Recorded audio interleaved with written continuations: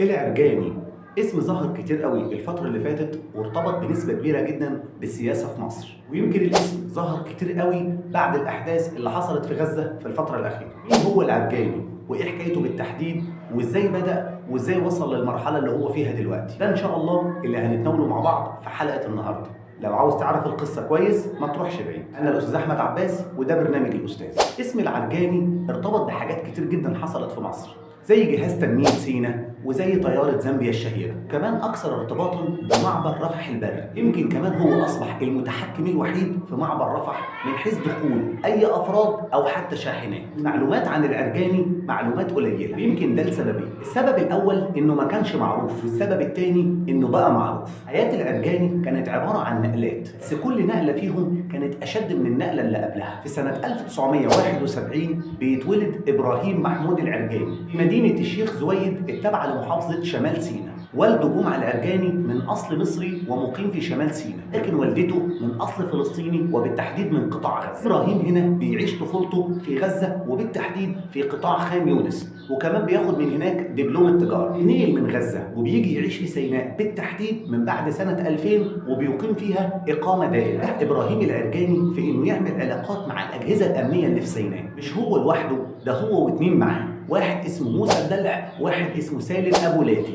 وركزوا كويس قوي في الاسمين دول عشان هيتكرروا كتير. كانت مهمة الثلاثة دول انهم يساعدوا الاجهزة الامنية في القبض على الارهاب اللي موجود في سيناء في الفترة دي. لكن بتيجي سنة 2008 وبتحصل هنا وتيرة من الاحتجاجات من الاهالي اللي موجودين في سيناء ضد الحكومة المصرية. الاهالي هنا كانوا عاملين حركة اسمها حركة ودنا نعيش، والاعتصام اللي عاملينه الاهالي بالتحديد كان على الحدود ما بين مصر واسرائيل. احد القيادات الامنية اللي في مصر قدر يتواصل مع العرجاني كمان مع الدلح ولافي، وقال لهم بصفتكم انكم قريبين من المعتصمين حاولوا انكم تهدوا الوضع هناك وتخلوا الناس اللي هناك تفض الاعتصام. بالفعل هنا العرجاني ما بيكذبش خبر وبيتصل باخوه وبيقول له انه يروح يكلم المتظاهرين ويخلوهم يفضوا الاعتصام. ولكن لما اخوه بيوصل عند المعتصمين بيكون الموضوع اشتد قوي ما بين المعتصمين وما بين الشرطه هنا اللي بتضرب عليهم نار، واخو العرجاني بيتقتل ويموت. بعض المصادر بتقول ان جثه اخو العرجاني هو واللي اتقتلوا معاه اترمت في الزباله. العرجاني بيدور على جثه اخوه لحد ما بيلاقيها، وطبعا الشرطه قالت له ان هم اتعاملوا معاهم وقتلوهم لانهم كانوا مسلحين، وطبعا ده الكلام اللي انكره العرجاني اطلاقا. طبعا العرجاني رفض الكلام ده ومن هنا اتحول لشخص تاني خالص. قدر يخطف عدد من جنود الشرطه اللي موجودين في سيناء ويصورهم صوت وصوره علشان خاطر يعرف منهم حقيقه اللي حصل.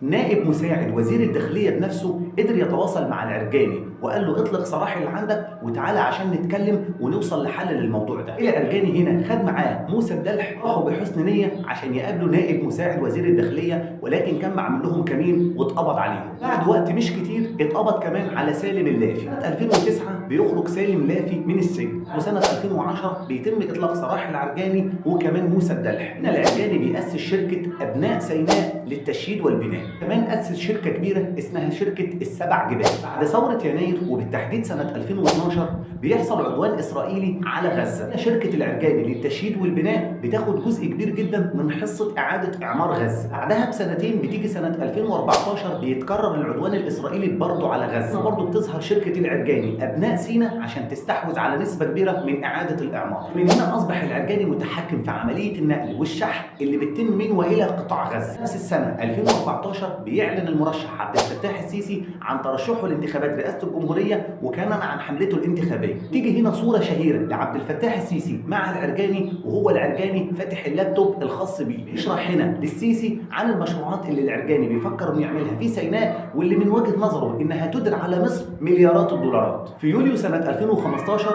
وبعد ما فاز عبد الفتاح السيسي بالانتخابات يعمل اجتماع هناك في العريش مع القبائل اللي موجودة واللي بيبقى موجود طبعا فيهم العرجاني. وهناك بيأكد العرجاني ان احنا لازم نقف مع الجيش بتاعنا ضد الارهاب اللي في سيناء. وهنا يأسس العرجاني شركة جديدة اسمها مصر سيناء للتنمية والاستثمار بالشراكة مع مين؟ مع القوات المسلحة. تم تعيين العرجاني بنفسه رئيس مجلس إدارة الشركة. طبعا مع زيادة هجمات الارهابيين على الجيش والشرطة اللي في سيناء العرجاني طلع في التلفزيون ووصفهم بان الجيش هنا مش بيحارب اشخاص، لا ده بيحارب اشباح. طبعا الجملة دي من الواضح انها كانت تمهيد لمرحلة جديدة. اكتر من قبيلة هنا وافقت انها هتدافع مع الجيش ضد الارهاب في سيناء، ولكن كل قبيله هنا قالت ان انا هدافع عن المنطقه بتاعتي بس. وطبعا الجيش بدوره رفض الفكره دي. من هنا بقى يظهر تاني العرجاني والاثنين اللي معاه اللي قلت لك ما تنساهمش، الدلح ولافي. وهيكونوا هنا كيان مسلح من القبيله بتاعتهم وهي قبيله الطرابين، ويعرف بعد كده باسم اتحاد قبائل سيناء. اتفقوا هنا مع الجيش ان احنا كاتحاد مش هيكون لنا قيود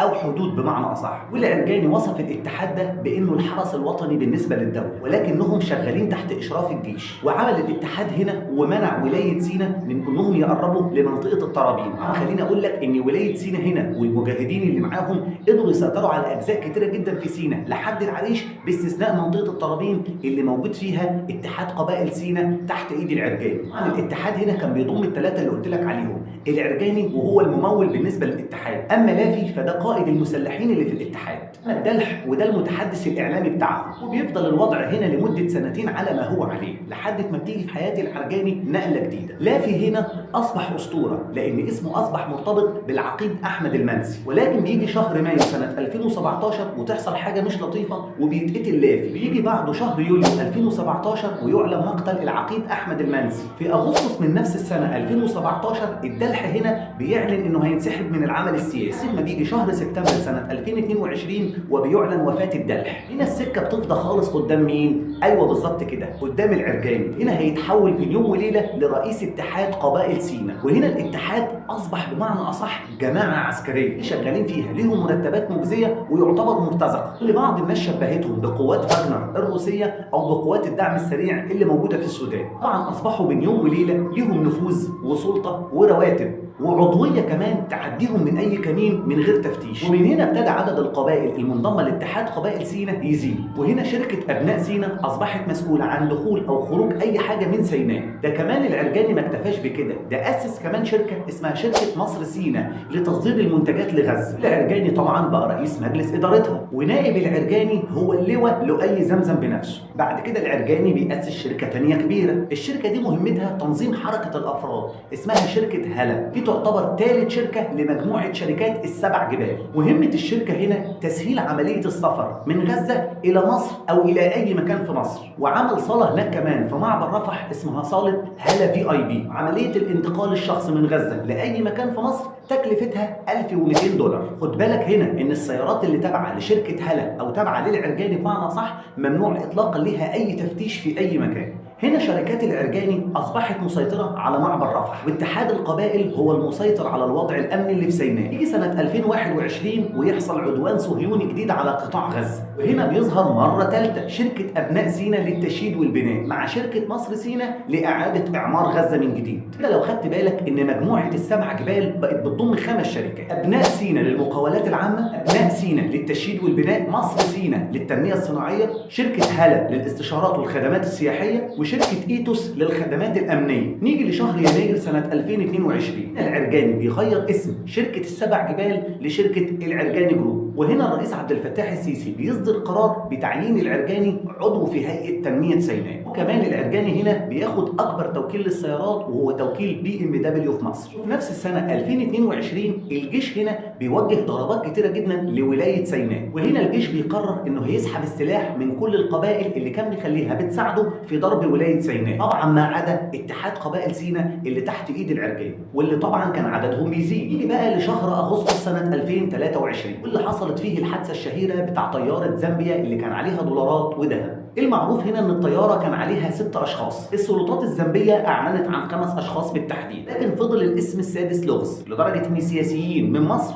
تواصلوا مع سياسيين من زامبيا عشان ما يتمش الاعلان عن الاسم السادس بالتحديد. بعض المصادر والاقوال بتقول ان الاسم السادس ده كان العرجاني. ايا كان العرجاني ولا لا، هنا القصه بتقول انه عشان يتم الزج باسم الراجل ده بالتحديد في الليله دي، ده معنى كده انه كان وصل لسلطه وسطه ملوش مثيل. بقى للاحداث الاخيره وهي طوفان 7 اكتوبر سنه 2023، وهنا معبر رفح بيتقفل تماما. طبعا هنا التجاره والتصدير الخاصه بالعرجاني كلها اتضربت، ولكن ما تقلقش هي هتتضرب بشكل مؤقت. وهنا بيظهر رئيس الوزراء بتاعنا مصطفى مدبولي لما بيعمل زياره لمعبر رفح، هناك الموكب بتاعه او اللي بيامنه بالتحديد بيكون اتحاد قبائل سيناء تحت زعامه العرجاني. يظهر العرجاني كمان وهو قاعد كتف في كتف جنب رئيس الوزراء. وبيجي يوم 9 نوفمبر سنه 2023 لما الرئيس السيسي بيعلن قرار تعيين العرجاني عضو في مجلس الجهاز الوطني لاعاده اعمار سيناء. 24 نوفمبر سنه 2023 بيحصل هدنه في غزه اللي كانت مدتها 4 ايام لوقف اطلاق النار وتبادل تبادل الاسرى اللي كلنا عارفينها. وهنا المعبر بيتفتح تاني لعمليه ادخال المساعدات. طبعا انت عارف ان المساعدات اللي دخلت لغزه كلها اما مقدمه منح من مصر او من جهات مدنيه او من دول تانية، ولكن كان دايما بيظهر على الشاحنات صوره الرئيس السيسي وجنبه صوره العرجاني. المره دي بقى بتحصل للعرجاني قفزه ولكن اكبر من اللي قبلها بكتير. موقع اسمه مدى مصر تحت عنوان شبه جزيره العرجاني. الموقع هنا بيقول ان اي حاجه اصبحت بتدخل او تخرج عن طريق معبر رفح بتتم تحت اشراف العرجاني. تخيل ان المصريين اللي كانوا عايشين في غزه ما عرفوش يطلعوا من غزه ويجوا مصر عن طريق وزاره الخارجيه ولا عن طريق جهاز المخابرات، امال عن طريق مين؟ عن طريق العرجاني، وكلها طبعا رشاوي. اللي عاوز يخرج بيدفع رشوه $650. ومين الشركه المسؤوله عن خروجه؟ لو انت مركز كويس هتعرف انها شركه هلا. ايوه بالظبط، شركه هلا للاستشارات والخدمات السياحيه. اما لو انت بقى فلسطيني وعاوز تهرب من غزه لمصر فانت هتدفع هنا $11,000. ولكن مع الوقت الموضوع ده وقف، ولكن رجع بطريقه مختلفه حبه. لو انت فلسطيني اقل من 16 سنه فتسعيرتك $2,500، ولو انت فلسطيني فوق 16 سنه فتسعيرتك $5,000. اما لو انت مصري اقل من 16 سنه فتسعيرتك $350. لو كنت هنا فوق ال 16 سنه فتسعيرتك $650. فوق ده كله كمان $100 رسم استعلام امني فتسعيرتك $650. فوق ده كله كمان $100 رسم استعلام امني. تخيل ان بعض الدول العربيه اللي كانت عاوزه تقدم مساعدات لغزه عن طريق مثلا شاحنات وقود او شاحنات مساعدات او ادويه ما كانتش بتقدر تدخلها عن طريق الحكومه المصريه ولكن عن طريق العرجاني، لان زي ما قلت لك من شويه هو المتحكم الاول والاخير في اي حاجه بتدخل او تخرج عن طريق معبر رفح ما بين غزه ومصر. لو خدت بالك ان حياه العرجاني زي ما اتفقنا كانت كلها قفزات، لكن كل قفزه كانت اكبر من اللي قبلها. العرجاني في البدايه كان شاب عادي متعاون مع الامن ضد الارهابيين، وفجاه اخوه يتقتل، يصبح هو نفسه اللي بيقبض على الشرطه ويحقق معاهم، يتقبض عليه، يتسجن، بعدين يخرج ويتحول لرجل اعمال صاحب اكبر مجموعه اقتصاديه في مصر اللي استثماراتها هنا بمليارات الدولارات. يصبح بالنسبه لمصر اول رئيس كيان مسلح بخلاف الجيش والشرطه. الناس هنا ابتدت تشبه ايتوس العرجاني فاغنر الروسيه، والناس هنا ابتدت تشبهه بيافغيني بريغوشين اللي هو رئيس مجموعه فاغنر اللي انقلب على الرئيس الروسي.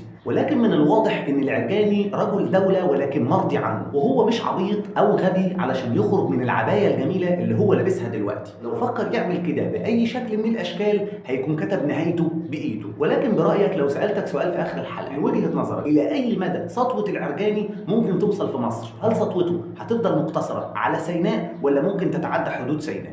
هتابع اجاباتكم في التعليقات. في النهايه لو الفيديو عجبك، لو انت على الفيسبوك اعمل لنا متابعه، لو على اليوتيوب اشترك في القناه. سلام عليكم.